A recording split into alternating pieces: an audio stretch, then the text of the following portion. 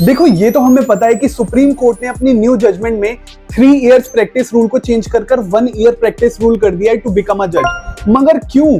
क्योंकि अगर 3 साल का रूल कर ही दिया था तो 1 साल में क्यों चेंज कर दिया, और अगर 1 साल का करना ही था तो फिर 3 साल का करा ही क्यों था? अरे बड़ी कंफ्यूजन है यार। चलो इसे थोड़ा फिगर आउट करते हैं। 2025 में सुप्रीम कोर्ट ने एक रूल पास किया कि कोई भी फ्रेश लॉ ग्रेजुएट डायरेक्टली जज बनने के लिए अप्लाई नहीं कर सकता, उसे minimum 3 years of legal practice करनी ही होगी। मगर इसका रीजन क्या है? देखो किसी भी लॉ ग्रेजुएट को बुकिश नॉलेज तो पूरी होगी, मगर कोर्ट रूम का प्रैक्टिकल एक्सपीरियंस तो जीरो होगा, और इसका कॉन्सिक्वेंसेस कौन फेस करेगा? हमारा जुडिशियल सिस्टम। इसीलिए ये 3 इयर्स प्रैक्टिस रूल लाया गया था। मगर ये डिसीजन स्टूडेंट्स के लिए बहुत कंट्रोवर्शियल बन गया, इसीलिए सुप्रीम कोर्ट ने अपनी न्यू जजमेंट में 3 इयर्स रूल को चेंज कर 1 ईयर प्रैक्टिस रूल कर दिया।